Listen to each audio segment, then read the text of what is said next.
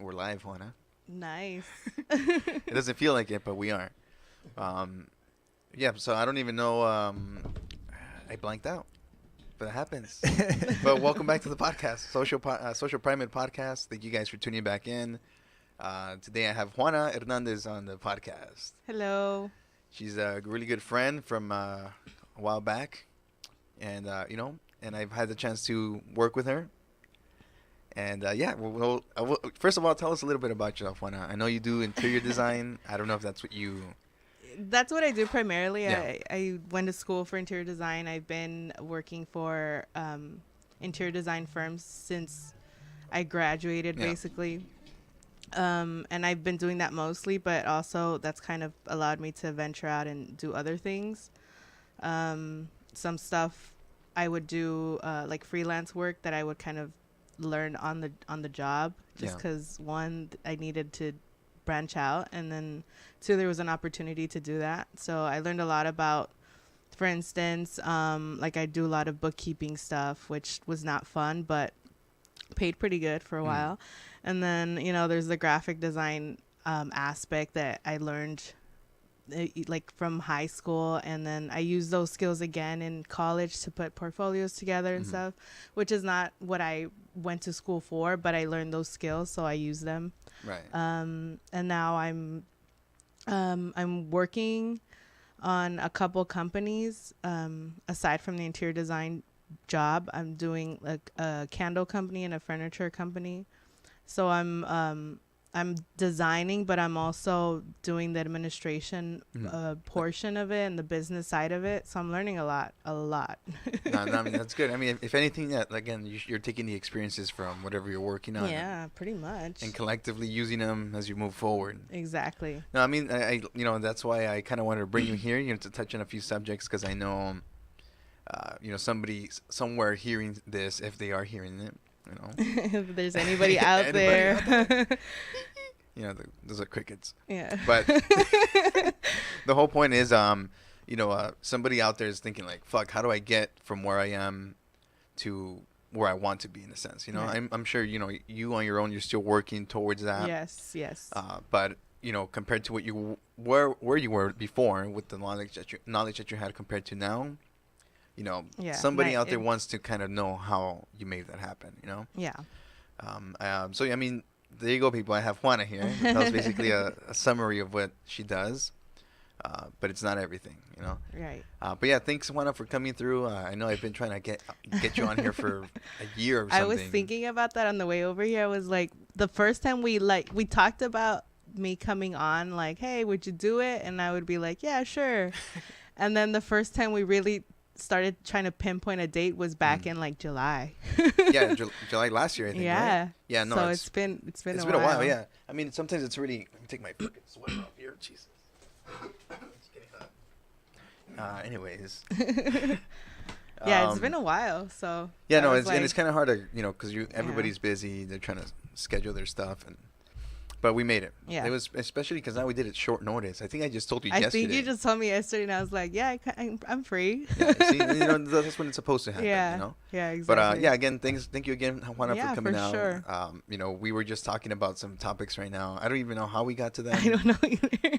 Yeah, it's just fucking weird. But what I wanted to bring up earlier, just the whole, how do I say it? The whole topic about, I guess, trying to improve yourself. I know a few months back you told me a story that you went to go see Tim Robbins. I think you said in Hawaii. Tony Robbins. What did I say? Tim Robbins. Oh, fuck. Who's Wait, that who's guy? Tim Robbins? Robin Williams. Why am I confusing them? Point is, Robin Williams doesn't come for a while. I don't want to go see him. I mean, he's amazing, but Tony Robbins, he's gonna see a grave. Yes. Anyways, your story. You went to see them in Hawaii, right? No, he was here in LA. Oh, you saw him here in LA? Yeah, he came. He does these seminars Yeah. Throughout the year. He does different types of seminars, but the one I went to is called Unleash the Power Within. Mm-hmm. And it's like a 3.5 day seminar. And I say 3.5 day, but these days run like really long, Like the hours wise. Like hours wise. Like the first, it starts on a Thursday. I think I got there between everybody registering, and getting settled in. It was probably around 11 in the morning. By the time that first day, we went through like the first day, the whole setup that he did. And at the end of the day, we did like a what did he call it? A fire walk, which basically they light coals on fire, like, you know, to grill, and they do a little pathway and you walk on them. That literally is what we did at the end. We didn't leave that until like 2-3 in the morning. Because everybody had to. Go, and it was like 10,000 people. The event was like 10,000 people. Did you have to stick around for all those? No, so they had like a lot of them set up. They had like 10 or I don't know how many. It doesn't take long to walk. You know, the majority of that night was to build up the courage to do it, right? So for so it was like talking us into doing it, or basically talking us out of the fear of the fact that we're gonna go walk on hot coals. On hot coals, yeah. So by the time you get there, it's literally seconds. Like, it's literally like I think I counted like 5 or 6 steps between me starting, because there's like a little patch of grass that you stand on barefoot, and then you walk across the path, and then there's another patch of grass and someone hosing down your feet. Okay, so cool. Because the as you're walking, it won't burn you, but some people get like, it's happened where some people get coals stuck to the bottoms of their feet. So if they're at the like end of it, embers. So if they're at the end of the path and they're still standing on them, obviously it's gonna burn them. So there's people hosing you down. That whole thing in your mind is like an eternity, but in real life is like 7 seconds or something. Like super, super quick, right? But just the journey of that day, that was that was the half day of the 3.5 days, from 11 in the morning to like 2-3 in the morning. Fuck. And then you go home. Some people were smart enough to get a hotel local, even like LA locals, just nearby. So I had to go home and then come back, I think around 9 the next day or something. And that includes finding parking and walking back to the place. Where was it? It was at the that venue that's by USC. Where they have all the basketball games and stuff. Oh, I think I know where. I don't remember what it's called. I know what you're talking about, but it's in that general area where the museums, USC is. That building is literally right off the freeway. Okay. So you can see it from there. Well, I mean, quick question. So, I mean, just to clarify for people who don't know who Tony Robbins is. Yeah. So I learned about Tony Robbins because I went through this, like, what do they call it? Like a wormhole on Netflix where you start watching one thing and end up watching like a million other things.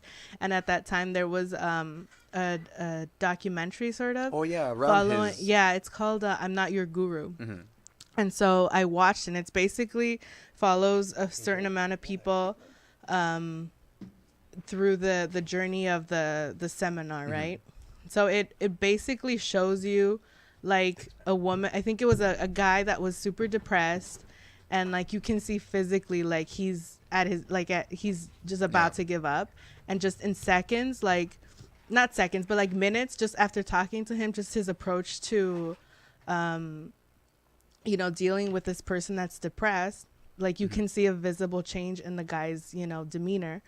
And so that the whole seminar was kind of like that, like he basically makes you basically have a different approach to your problems, because everybody's there for a different reason, right? So for example, like he explains that a lot of people are sad or depressed, and what they do is they have a distinct like body language, like their shoulders are slumped down, they're like slumped down. There's the body language. There's the body language factor, like you're breathing really shallow and stuff like that. So if someone's depressed and they have these like traits of how they're physically acting, the fastest way to get out of that is to do something different, right? So we would be sitting down listening to him, and then he would tell us like, oh, get up and just like yell something, or punch the air, or something physical that you would, standing there, you feel silly doing the first day. By the fourth day, you're like, it's like, it seems like a full-on rave. Like you just immerse yourself in that, and you basically like it's a different experience every day, but it really forces you, if you really want to get something out of the experience, it really forces you to get out of your comfort zone, right? Yeah. So which is why the very first day that you're there, you don't expect that you're going to end the day walking on hot coals. And so once you get through that mental hump, like the rest of the weekend, as silly or as uncomfortable as you may think it is, it's like downhill from there. Like it can't get worse than walking on hot coals, basically, which is pretty smart how he structures that. No, I mean, it makes sense because that's the one thing, first of all, you don't do intentionally every day. Like the feeling in the room, again, there was 10,000 people there. When he said, oh, we're going to go walk on fire, basically, you're going to do fire walk. Like the energy in there shifted so bad. Yeah. Everybody was so like, nervous, like, what? Fuck. And he spent like 2 hours showing us, quote unquote, showing us how we're going to walk on these hot coals. And basically he would just walk across the stage. Because that's how you walk. Oh, that's you walk. So yeah. he didn't do the cool walk. No, he didn't do it how easy there. But he would literally just show us like, oh, I'm going to show you how to walk. And then he would just walk normal because you walk normal on coals like you would on pavement or grass or whatever. Yeah. So that was pretty interesting. But there was there was a really, I think from that experience, at some point he makes us get in groups and stuff. There was this guy I ended up getting paired off with that was very depressed. And he talked to me about at some point during one of the breaks that he had gotten a hotel room just in the next building. You met this person? Yeah, this guy there. And he was so depressed at some point he decided to just take off. And one of the breaks he wasn't going to come back because he was talking himself out of it. And, you know, everything that Tony had talked about basically made him really reconsider his life. And he ended up coming back. And then I met him again. This was on the second day. By the third day or fourth day that we were there, he was completely different. Like he was so happy and excited and stuff. It was really cool to see it because I can't physically see my change. I can kind of tell just in my thought process. But just visibly seeing somebody go from being so depressed to somebody like literally jumping up and down, screaming and dancing. And it was really fun, you know, like that alone was like, wow, like this is really powerful. Your mind is very powerful. No. You know, so. Yeah, I mean, for sure. I mean, I think the hardest part for any person is to try to get out of that comfort zone. Yeah. You know, you build that routine and you're comfortable with your flow. That when something gets thrown at you, you either panic or you know, or you hide, or you hide, you know. And I think the solution is to try to find a way to adapt to it. You know, like just go with that different flow. Yeah, for sure. You know, I mean, it's easy to talk about it. Like, you know, I can easily say it now, but you know, tomorrow I'm having my own turmoil inside my head. I'm just like, fuck, you know. And I'm like that a lot. Like, for the most part, people that know me don't know the depressive side of me. They see the happy, optimistic side. They see the person that has their shit together. Yeah. And I'm just like everyone else. I have these like it feels like really drastic moments where I'm really good and then like a switch, I'm really bad. Right? Yeah. Like it just turns for me and it feels like I'm stuck and I don't know how to get out of it, which is why I try so hard to better myself constantly. Right. And this seminar was actually a gift from my boss. Two of my bosses, I have 2 jobs, and they happen to be friends. Yeah. So together they gave that to me as a gift because they clearly saw something in me that I needed to get out of my own way, and they would benefit from it, you know, business wise, to have me be at my best. Right. So it was a gift, which I completely appreciate that experience. It was like life-changing for me, and mostly because of that, because there's times where I am good and then I'm not good, and having that knowledge of like, oh, if you're not feeling good, literally get up and jump or say something or do something physically, even if your mind is not wanting to do it, your mind will catch up to your body. Yeah. You can't physically be upset if you're jumping up and down dancing. Like, try it. Like, you can't be upset. You can't, you know? Yeah, that's just going to shoot up some other type of chemicals into your brain. Exactly. Change it. So it's a way of getting out of your own head when you don't know. Because a lot of the times we overthink it, right? We have to have some sort of plan to get out of this, like, place of being stuck, where that's a good starting point for me. That was a very, very useful tool. And so I tell everybody that, you know, Yeah. is in any sort of like rut, like they're stuck in a rut, like that's a good starting place. Just go out and do something. You know? Well, just to get a little clip, have people get a little taste of who this guy is. I saw this documentary too. It was really good. At the end of it, you know, I mean, it's nothing compared to the convention you went to, but yeah, you know, you can see. No, it's a really good. Even just watching it makes you like feel a little bit better. Yeah. See, this is a. Oh fuck, that's a ad. That's a commercial. Wait, how do you? Oh, you gotta wait for it. Oh no, wait 1 second. So we got Tony Robbins. Oh, but this guy's the guy who filmed him. See, does he have anything that he talks about? Let's go back really quick here. That one. That third one? This one? That's the guy I was telling you that's all depressed. Oh, yeah, from the beginning, right? This guy here. Let's catch a little clip before and he looks so he catches sad. you. Like, hey, take your shit off. Mm-hmm.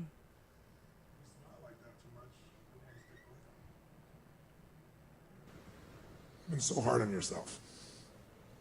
I love that you have such high standards. But those aren't high standards. That's called perfection. And most people overestimate what they can do in a year, and they underestimate what they can do in 2 or 3 decades. And you haven't been around long enough to have those extra 2 or 3 decades. So don't fuck it up. There's time. Damn. I'm already tearing up right now. Right. Like all this pressure you put on yourself, like you don't have to, you know, like you need to be easy on yourself. And that was a really good reminder to be there. Damn. Yeah, I mean, because you get stuck on thinking of what, you know, you're not where you want to be in any type of way, emotionally, physically, you know, and they're going to come around. Like, they're always coming back around. It's your ego is just built to, you know, hide somewhere in the darkness and just kind of be like, hey, what's up, man? And it's so hard to have it, to be where you want to be in all these different areas. Like you could be really good and successful and whatever in like work, and then like you're saying your family life or your, you know, there's romantic life or something, you know, financially something's off balance, and that always throws you off. So yeah, no, but I mean, again, I suggest and recommend people watch this, and if they have the chance, if I have the chance to go see him, I'll definitely go. Yeah, do it, for you know? sure. You know, because I know a lot of people are like, oh, that guy's bullshit, you know, just like other people, you know, other people. I think because people, when they see stuff like that, they, for one, are very skeptical, because obviously this is a way of making money off you, which I totally get, and I'm not gonna try to ignore the fact that the entire time I was there, they were trying to sell either product like tea or pills or like different seminar packages. They were trying to sell that to you the entire time. But that doesn't take away from the fact that these are useful tools. And the fact that he named this documentary I'm Not Your Guru is basically him owning the fact that he's not going to give you the solutions. You know, he's going to put you, basically being in this seminar where you're basically in a bubble, he's giving you all the tools so you can find your own solution. Yeah, you know, exactly. he's giving you the tools for you to figure that out on your own, and he's giving you a different perspective for you to allow yourself to get out of your own head and find that, you know, solution. So I don't think people really, when they start thinking of people like Tony Robbins being so full of shit, I think they think of, you know, he's thinking of, he's going to give you the answer, and this answer is going to fix everyone's problem. Yeah, right. You know, but exactly. they don't realize that it's yourself that's doing the work. And he tells you the entire seminar, like, I'm not doing anything. You guys are here doing the work. You know, you guys are here. In a sense, you could say that what he says is basically common sense, but common sense is easily overlooked. goes. Yeah, exactly. It's overlooked, and you don't really pay attention till it's said to you again. Yeah. It doesn't sound like common sense until someone says it. Exactly. And you're like, oh, yeah. Like, you know? Yeah, exactly. There's a show on Netflix. I don't know if you've seen it, called BoJack Horseman. Yeah. Yeah. So, I mean, I've watched the whole episode, you know, all the seasons so far. I watched it at the end of last year. I watched the entire thing. You watched? Oh, yeah. Yeah. So, you know, kind of like the show, you know, it has its cartoon, you know, stuff going on. Yeah. But every episode here and there has like a... There's like so much deeper stuff in there. Yeah, exactly. There's like a little gift for you, like, here, you know, there's a scene where I think he's trying to run because he's overweight, and he gets tired like a few steps, and he kind of like passes out, and some older like baboon looking guy, like a monkey, he's like, it gets easier, with each step. And I was just like, yeah, it does. Yeah, it does. Yeah. It's common sense, but it's like when you hear it in a specific way that you're like, oh shit. Well, Tony Robbins, Yeah, I mean, I'm the one. I was skeptical when I first saw the documentary. I was like, man, like he's just gets trying to make money. Yeah.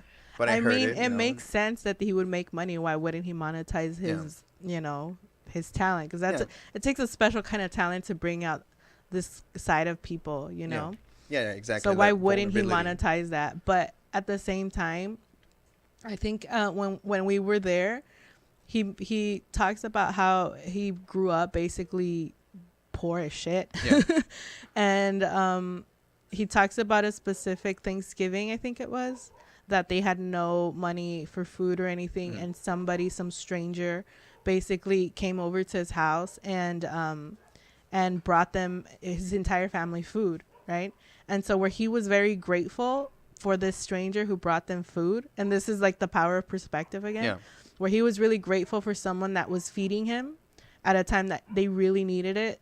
His dad was so offended that somebody would bring them food, because it's like, you're taking pity on me. I don't want your pity. And so that's I take away, that's the power of perspective. You could see it one way or you could see the other, depending on whatever given situation you're in. But also that's kind of the basis of why he wants to help people out. And during the entire seminar, he was accepting donations from the people that were going, the people that attended, and whatever the total was, he was going to match it and basically donate that to the homeless shelters here in LA. Damn. So he does that all the time, and that's one thing that he's very like consistent in doing. And that's one thing that he also talked about.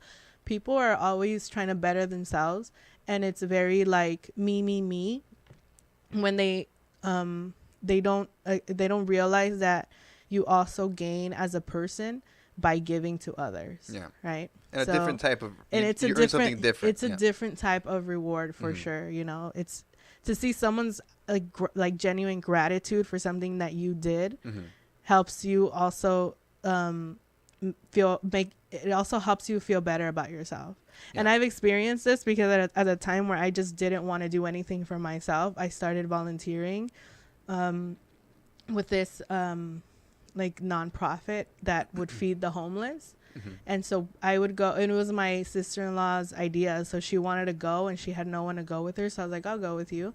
And so just being there, helping like they literally would get donations for like dogs, because a lot of homeless people have their dog companions or cat companions. So they would get food and clothes and stuff, but also you get to really see what they actually need, like toiletries and all that. They're really grateful for that stuff, more than clothes, more than food. Yeah. But even so, just to see like genuine gratitude for someone as you're giving them something does something for you. Like it just really like turns something in you, like it makes you really appreciate things, but it also gives you again a different perspective on life and whatever situation you're going through. It's not that bad. Like you hear this all the time. Whatever you're going through, someone has it worse and someone has it better. It's not a competition, but it just has to do with your perspective of your situation for sure. Yeah, I mean, once you change that, you start seeing things a lot differently. Yeah, like a lot. Like honestly, I remember when I was like at least maybe fresh out of high school. I think back now, I'm 20. I'm gonna be 29 next month. Damn. It's like, it's just 10 years, but I can like think an eternity, man. Fuck, it feels like it went by fast though. I know. And I'm just like, oh fuck, we're doing stuff. Yeah. Yeah, but the whole point was, I remember just my train of thought changing, like from being so naive and a little ignorant. I still have my biases now, but. I can see how I would react differently to certain situations. Yeah. And, it's just life experiences just change that, you start seeing differently. And now, like, at least, I have a son, I'm trying to like, hey, don't fuck up, but it's because, like my parents before, they will try to throw their experience at me, but I don't take it into consideration, it's, because you're not living that. Yeah. And you just kind of want to be like, hey. And now I know I'm like, oh fuck, I should have. You know what? That's a good point that you make, and I've been asked this question a lot, More so from like people that I work with, because for one, I'm Mexican. Mm-hmm. I grew up not having basically close to no resources, Yeah. and for me to decide to go into something that was so out of the ordinary, interior design, it's not a common profession. It's more common amongst people that grew up in an environment where they had nice homes and they got to basically play dress up for their houses and stuff. And for me to have nothing like remotely resembling anything that way, for me to pick that career was so weird.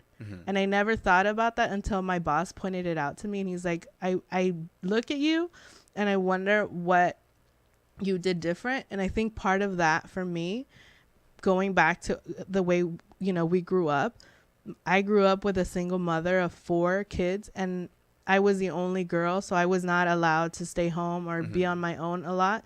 So I would go with my mom to work or running errands or stuff like that I hated doing. Yeah. But because of that, I got to see how much she struggled and how much she worked to provide for us. So it made it so much more hard to take that for granted.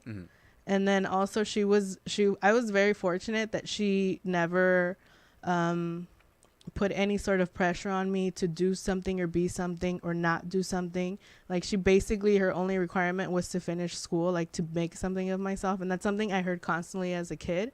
Like, you're going to go to college. Before I really understood the concept of college, I knew I was going, So I think that's a really good point that you bring up, as you've already gone through your, you compare your upbringing to how you're going to raise your son. Yeah. Like, that's a really interesting point. And I had an epiphany the other day. I was like, that must be it, like, it was so hard for me to take that hard work for granted, that I just had to do something. And then I also didn't want to have to work that hard. Yeah, I mean, that's like, it's hard. You gotta work like, smart. Immigrants, like, they don't get enough credit, man. No, for sure. I mean, again, like, because we come from that, I'll consider myself first generation, I don't know, Hispanic, Mexican American, first generation. I don't know what the right term is, but whatever. Yeah. I'm the first one from my parents, right. Here, so I'm like, I guess, first Same. generation, I guess, So I know that for sure it's easier for me because I understand their hustle and all that stuff, and they're still doing it now, Yeah. Obviously with less work, but they got to where they were to over here with some struggle. Exactly. And then I came up with I didn't come up with it, but I was talking to Angel about this the other day. What was it? Yesterday? The day before? But I was thinking about, dude, I totally fucking forgot right now. Oh, fuck, too much weed, Juana. Too much weed. Man, it was a good point too. Fuck. I know part of it was in regards to just like our train of thought, like we fuck, hold on, I'm trying to recollect myself here. What were you saying again? You were saying about we were talking about our parents. Yeah, like growing up seeing their struggle and their hustle and how that shaped us. Your first generation. Yeah, your first generation. Dude, I fucking blanked out. I feel like that fish from fucking Dory or Finding Nemo. One of those. It comes out of it's that one movie. of those fish. Yeah, it was Dory. Oh yeah, it was Dory. Oh fuck. See, you are high. I am Dory. I'm not even high right now. You don't even get your characters. Fuck. Damn. Shit. You didn't get them right. Okay, well, the whole point was just the first generation. It's just there's something out to prove to my parents in a sense. Yeah. Not necessarily because to justify their hard work, right? Yeah, there's that pressure. And as I didn't have any resources coming up either. I didn't finish school, but I learned so much outside of the school, and I was really leaning towards self-taught stuff, and I had my projects and I had the people telling me, no, like, you're not good enough, like questioning me, like, why is this brown kid here, and it felt weird, I got offended, I got angry, I felt fucking like I doubted myself so much, and but I just kept at it, and I think, maybe I haven't met up the standards to, let's see, my parents necessarily want, but it's like, like, I understand their struggle and I know where I want to be in a sense, even if it's going to take another 10 years or so, whatever. You're still trying to improve yourself little by little and understanding those situations that you're bringing, you're surrounded in. Yeah. And fucking, like, pushing through. Yeah. Because, man, I was like, they'll look at me and be like, why is this guy here? Like, dude, just You give know me a what? chance, man. I would get that look or that feeling more so than that look of why are you here? I was never questioned as far as like, why is this brown girl here, so to speak, because I was always with my boss. I was their assistant, so I was an extension of their. So, you know, people being rude to me or offending me was basically offending my bosses, and that had some sort of, you know, repercussion, right? So that was protected in that way. But I never realized how brown I am until the first project I ever had. My boss sent me to my client's house in Hancock Park, which is a really nice neighborhood. And the client opened the door and he just stopped dead in his tracks. And I'm dressed really nice, like professionally, you know, and I have all my design stuff with me. And he was very kind and nice. He wasn't rude or anything, but it was that look of like, wow, I must be really brown, you know, like I never was aware of, you know, my skin color because I grew up in a place where everybody looked the same. So I never experienced that. But I definitely did get those looks. And then on the flip side of that, I would get the same looks from all the people that would help them, like the cleaning lady or the gardener. Oh yeah, I mean, but it was like a different kind of look, like oh, you're one of us, but you're better than us, you know, like you're in a better position. And there was always this like genuine joy to see me do better. Yeah. So that was always like a nice pat on the back, you know, like they would do whatever they could to help me out. Yeah. So it was always really nice. You know, it was two very different experiences, and I still get that a lot, you know. Yeah, no, I mean, of course, you know, especially like being on construction sites and stuff. Like there's a relief when I start speaking Spanish to people. They don't have to try to find the right words to say what they want to say in English. It's always a relief, and it's really nice to provide that relief. If that makes any sense. Yeah, it's just the first second, like they're taking it back for that, like and then, you know, a lot of people obviously accept it, you know, around here. Yeah. And if you go to fucking Kansas or something, I don't know. But I mean, yeah, for sure. I feel comfortable, you know, when I'm around people that look like me. Yeah. But I also feel like, you know, you got to get out of that comfort. I mean, that's not, you know, people, unfortunately, you know, people want to say that there isn't, but there's also a little bit of racism within, for sure, you know, the Hispanic raza community.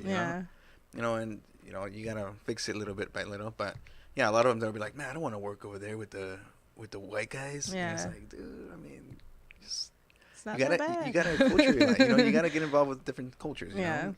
Even if sometimes you don't understand them, it's like, I don't know. I like learning about them. You know, I like just kind of tasting different things. Like I went to Arizona, a few days ago. How was that? Well, I went to the Grand Canyon. That was fucking amazing. I've never been. No. I've been wanting to go. Actually, I wanted to go last year. That was my goal that I didn't get to. You should go. Were you gonna drive out there? I was, or somebody. I was gonna go with someone that was gonna drive. Yeah. Most likely Michelle. But we didn't go. But I still want to see it. I mean, it's beautiful. I mean, it's a long drive for sure. It's a long drive. But once you get there, you know, I got to see the sunset and the sunrise and the sunset. Oh, it was like 20 degrees over there. Yeah. Like you're walking. I lost like feeling on the side of my fucking right hand. It was on, like I couldn't feel my pinky. So but yeah, it was beautiful. Did you hike it? Like did you go in and because I want to do that? No, we couldn't go hiking. Yeah, we didn't have enough time to get there, spend the time to watch the whole time, and then hike. Because I think if you want to get all the way down to the river, that's an all-day hike. Really? So you'll have to either have maybe like a 4-day thing. That. Unless you fly there, then you have more time. Yeah. But you know, you're driving 8 hours. How long were you there? Like when did you leave? Like on a Friday or Saturday? I left Friday at like around 8 p.m. and I got there Saturday morning like around 5. 5 in the morning. Slept for like 30 minutes. Woke up.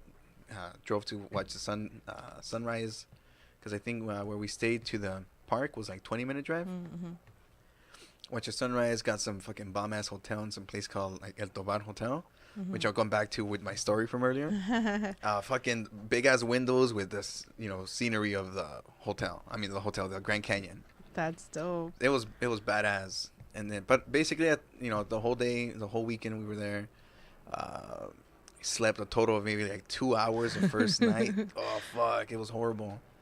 But it was worth it, you know. Yeah. You don't give your body the chance to not stay awake to kind of kick in its survival mode. So it felt weird, but I'm for sure it was worth it though. It felt so good sleeping afterwards, like super deep sleep. I mean, and the canyon on its own was just overwhelming. Like, it doesn't look real. Like, you know, unless you're seeing something around it, surrounding it, you see the depth to it. Yeah. The Grand Canyon kind of looks just like a big, postcard. Yeah, like a big postcard fucking painting. But you see the fucking canyon and the river, and that's when you see like, oh shit, this is real.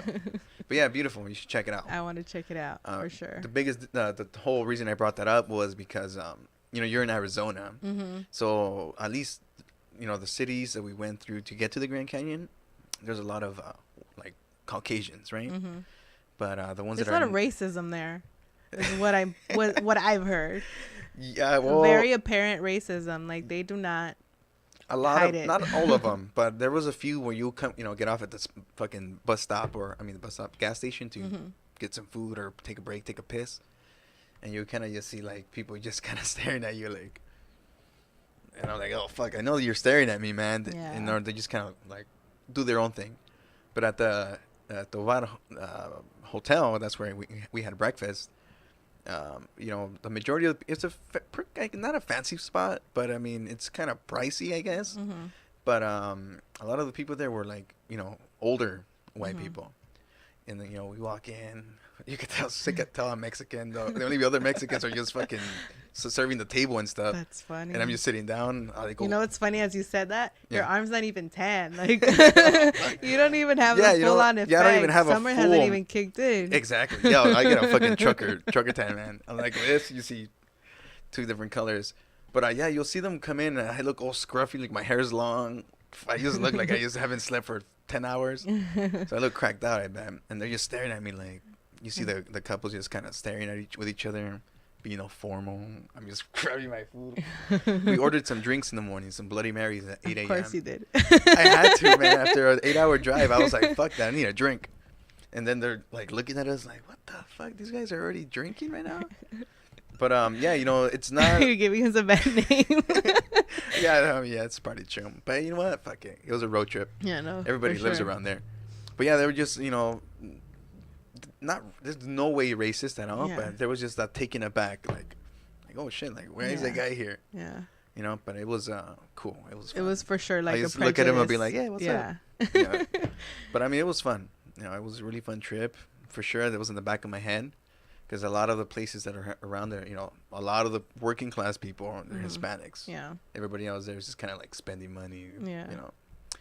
But, and there's a lot of Native Americans there too, which I feel they're the ones who are probably like, well, the majority of them were the ones working behind the counter type of stuff. And I was like, fuck. But I mean. That must be weird to them to like have most of the Mexicans coming through that are not working because they're tourists, you know, they're just passing through. It's like, what the? I'm like, no, homie, peace. But I mean, it was a cool trip. You should check it out. But, I want to. I'm gonna check it out. Yeah. But yeah, you know, going back to the whole thing, yeah, it's crazy. I think you have a lot of. We as a first generation have a lot of stuff writing, you know, in regards to how we present ourselves to. Yeah. How our parents' culture was, basically, you know? Pretty much. Yeah. Because I feel like I'm a little disconnected from whatever culture my parents had in Mexico. You know what? It makes me a little sad. It makes me, you know, I've been thinking about that. That's so funny that you brought that up. I feel like when I was younger, like in the 90s, everybody wanted to be like more American, I feel, you know? Like all my brothers have American nicknames. Yeah. My family calls me Jenny because at some point somebody decided that was the American nickname for Juana. It has nothing to do with it. It is, yeah. Juana? It is. See, I didn't know that. The only reason I know that is because I met one other Juana that goes by Jenny. And I've asked around my entire family who gave me that nickname. Nobody can pinpoint the person that started that. It's so weird.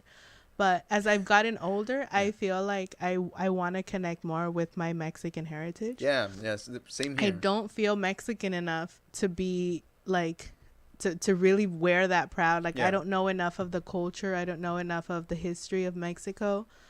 But at the same time, like, I want to be more in touch with that. And it's funny that you said that because this weekend I was like, my Spanish, as I worked in the interior design field, I end up being the one, oh, you speak Spanish, oh, translate this to the workers. And you don't understand how many words I've never had to say in Spanish because I've always said them in English, right? So to be there and try to translate, I'm like, yeah, my Spanish needs work, right? So this weekend I actually was like, I need to do something about that. So I went and bought a book, like a big ass Bible-sized book, in Spanish? In Spanish, like a nonfiction book, like a story, just to read out loud to myself, so my Spanish can get better, because I want to be more fluent. And like I feel like I actually haven't gone to Mexico for 10 years. I'm gonna go this year again. Fuck, no, that's 10 years. Cool. So I'm like, this is the year I'm gonna like reconnect with Mexico. It's funny because once you're over there, they're like, man, she's from the U.S. I know, like, it's Americana. Yeah, you can straight out tell. For sure. Yeah, like what's it called? There's this guy that I knew from New York. I mean, you can just tell, you're still from the United States, but you're talking English. But he'll say hot dog like hot dog. Yeah. And I was like, what the fuck? It was just odd to me at first. I was like, what did he say it again? He's like, what? Say what? Hot dog. Hot dog. And I was like, what? It's just funny how you say it, man. It's funny that you say that because I had a cousin that is from Mexico, and at some point he came here and he was talking to my other cousins and my brother and I, and he said something in like broken Spanish, and we're like, what did he say? And then we're like, oh, we figured out what he was saying, and then we said it at like some point in the conversation. We said it back to him. That I don't remember what the word was, but we said it back to him like in proper English, and he was like, "What is that?" And then we said it in broken Spanish, and he's like, "Oh," like it becomes a whole different word. It all connected. Yeah. Yeah. Well, I mean, I feel like we can all benefit from trying to reconnect to that culture. Sure. Because again, I think about it and like, there's not really anything that we do as a family or just in my greater family outside of Mexico that celebrate the culture, Yeah. And I feel like I've like lost track and been astray from that path for a long time now. I came to the realization when the movie Coco came out, because the whole theme is about Dia de los Muertos, and not one single like year in my entire life have we celebrated Dia de los Muertos in America. Yeah, I went to in Hollywood last year, there was a thing called Dia de los Muertos Festival in Hollywood Cemetery. But that's more of like a outing social thing. It's not a custom to you, right? Like you don't celebrate that. I don't celebrate that. Yeah, no. And I was like, why don't we celebrate that? That seems so cool. Like in the movie, I was like, that seems amazing, Yeah, like how they explain the tradition and like the whole tradition part to me is beautiful. Yeah, no, and it definitely I felt like robbed because we don't celebrate it. Yeah, no, we're just like celebrating. And so now I want to go like this year. That's one of my goals. Like I want to travel this year in Mexico. Traveling to Mexico is like cheap, relatively cheap to anything else. So I'm like, okay, I'm gonna take a couple trips out there. So one of them is that, like, I want to go to Mexico City for Dia de los Muertos and see what that's about. Like, experience that. Yeah, for sure. That's like one of my goals too, to just try to reconnect so I can learn more about it. Because I'm ignorant, man. The only thing I know is American history. That's not my. That was not my forte either. Yeah, art history I can get away with, but it was like full American history. Yeah, I get everything mixed up. World history was awesome, but nah, American. I'm just like, another guy. But I'm just we were talking about that, kind of rung a bell earlier. I saw this video. How there was that New Zealand shooting a few days ago. Horrible douchebag asshole. But people, the only thing they can do after that is kind of try to come back together and come back stronger. So the whole culture thing that we were talking about brought this up because I think just yesterday or I said a day ago, some of the students around there, they started doing these things called like a haka dance. I think it's like a Maori dance from New Zealand. It's like all these old school tribe dances that were either used to prepare for war, for rituals, ceremonies, and like I saw this video came up. I don't know. So oh shit, what did I do here? So this whole brought once I started talking about the culture, this kind of came up because they're all doing this dance to kind of commemorate. What's the word? Commemorate? No. I had it before you commemorate. The people who passed away, who were killed.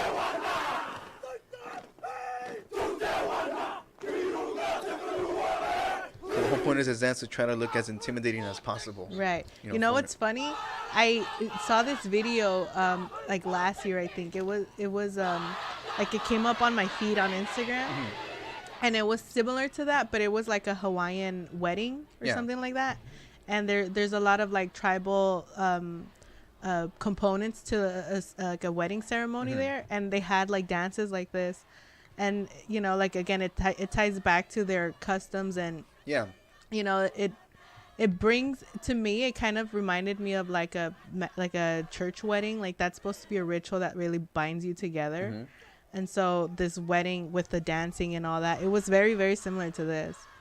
Seemed like really cool. Like I can totally see that being something that, you know, binds people together. Yeah, I mean, more so than, oh, I want the perfect wedding and the perfect dress. Yeah, and that just seems so, you know. Yeah, I mean, I went actually to a wedding like 3 weeks ago. It was a Korean wedding. Ooh, how was that? It was cool. I mean, have you seen Crazy Rich Asians? I actually haven't seen it. Well, basically put it at that level, but maybe tone it down like 3 notches. Okay. But it's still fancy, you Yeah. know? It was a fancy party, but what I was happy to see was that part of their ceremony was like in old school Korean.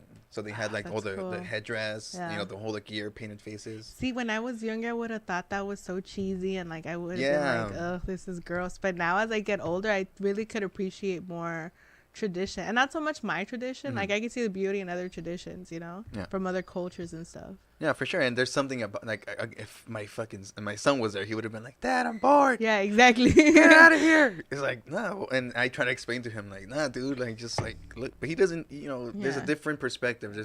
We understand different things, you know. I'm sure he'll get there at some point.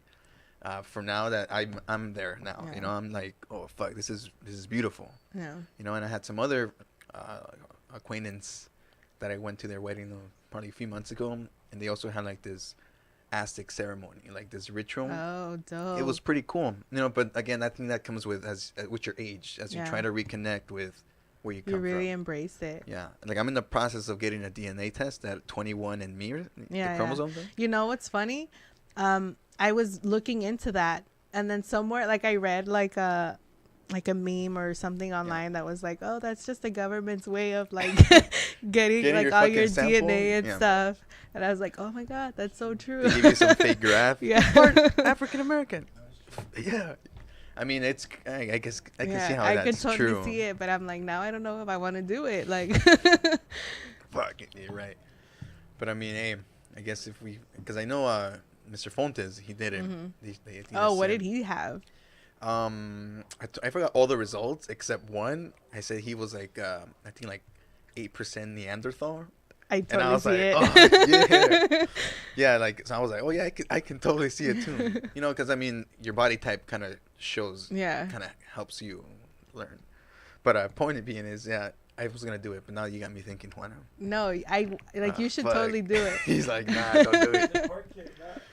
It was a court case where they subpoenaed the DNA test, and they charged crime to that guy. Oh shit, for reals? Because of that, yeah. Yeah, see, it's like a way of filing your DNA. So it's really interesting though, because see, my boss did it. My boss did it, and then she has an adoptive daughter. She adopted her daughter from China. So her daughter did it too, and obviously she's 100% Chinese or something like that. But it's really interesting to see all the breakdowns and stuff, because it gives you your breakdown of your ancestry, and it goes back generations, so you can tell you can pinpoint exactly how far back your lines cross with, you know, whatever.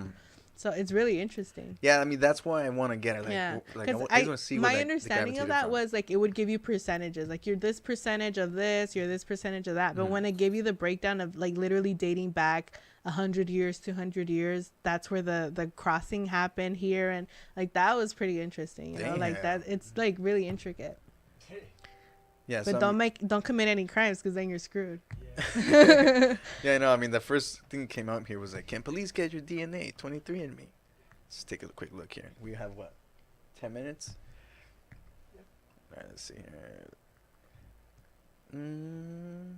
It doesn't happen very often. DNA you send in the mail through genetic kits and ancestry programs can be used by police. It didn't define often either. Exactly. Just like your phone could be subpoenaed, so can your DNA. Oh, so then you're fucked, you know? DNA, I mean, but they already have your fingerprints. If they if you put it out there for public, well, not public, but even for commercial use, then they have access to it.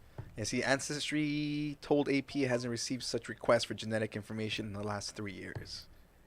So, I mean, they probably have. Has never given any information. Oh, you see, 23andMe says, has never given customer information to law enforcement officials. Customer information does not include DNA. I mean, you're kind of right. In those business terms. I mean, that's they're kind not of true. going to give them your credit card. Or your address. Or your social. But they'll give them the fucking spit. Fuck. Oh, look, wait. It says, and it doesn't allow third-party access to the genetic data for comparison. Wait, for comparison, what does that mean?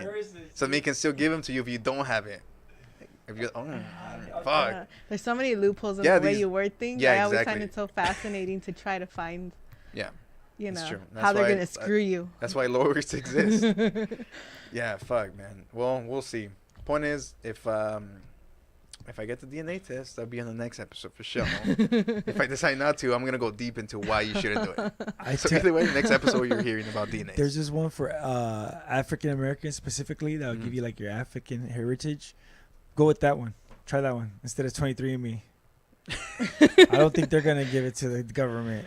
I mean, true. Yeah, you know what? They probably still already have tabs on that. It probably. FBI, Probably. CIA. There's one. There's some for Indians. There's like specific ones. Oh, really? Yeah, Oh, yeah, shit. Hispanics? 23 y yo.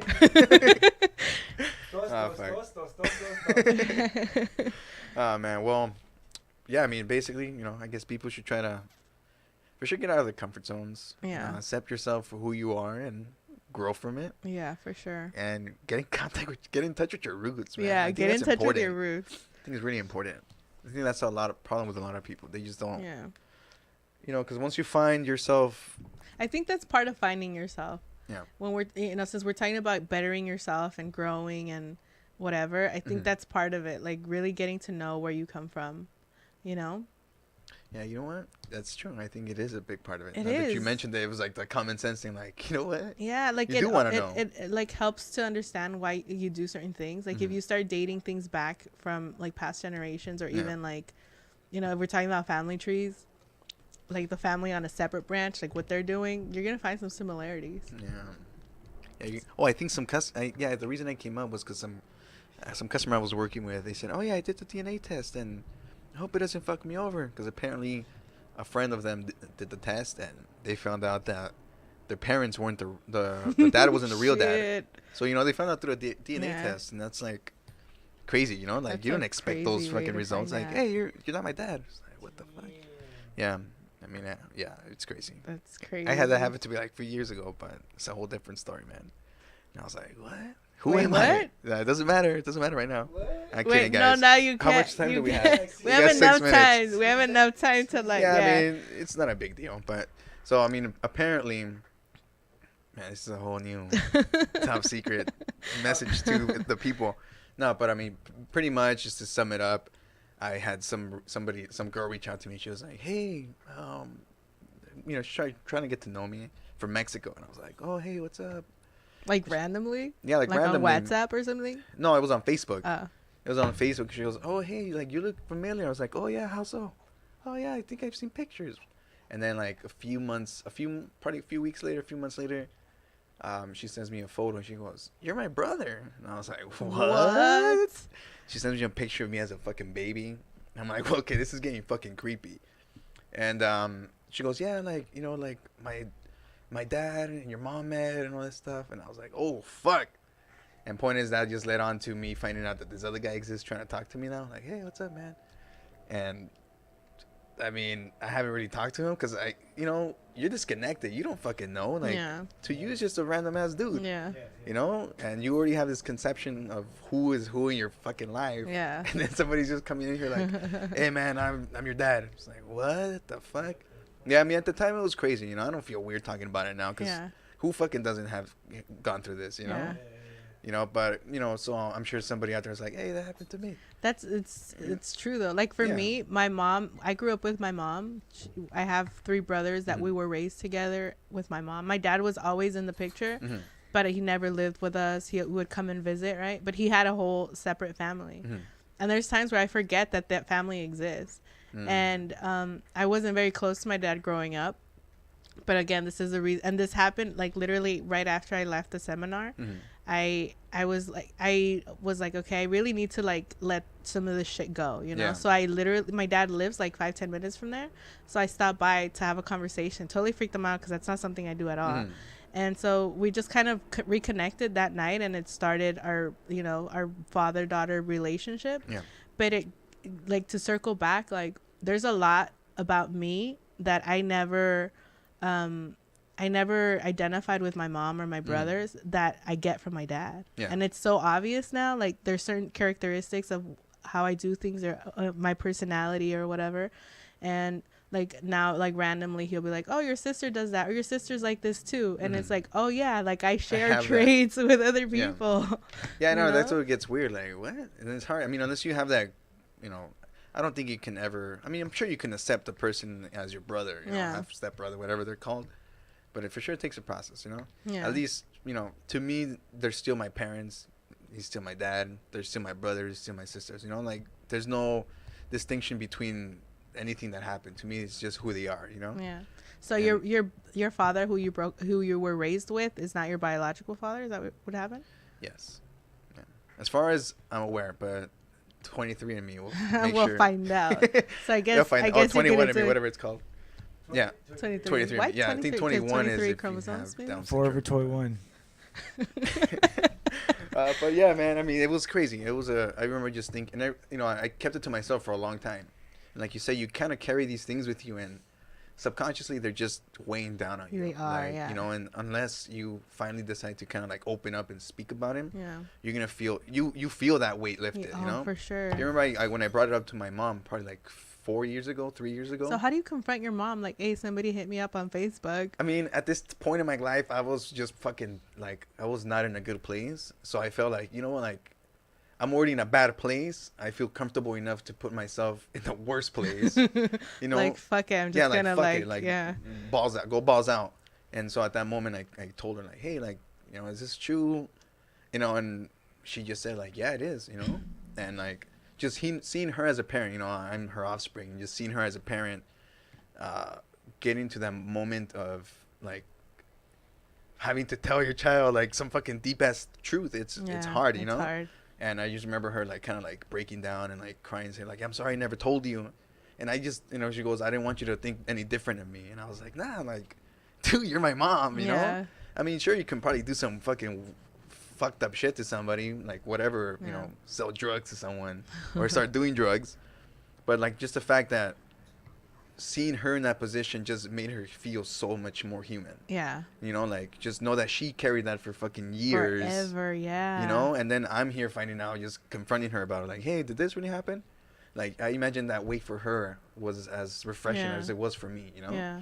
Because, you know, I just, you know, she said it, and I told her, Mom, like, nah, don't ever think that I will think differently of you, you know, all that stuff. And we kind of just, like, talked about it, and then I felt like there was a new connection between both of us, you know? I totally see that. And I was like, did you know? Like, going into that conversation, did you, like, were you pissed off? Were you heated?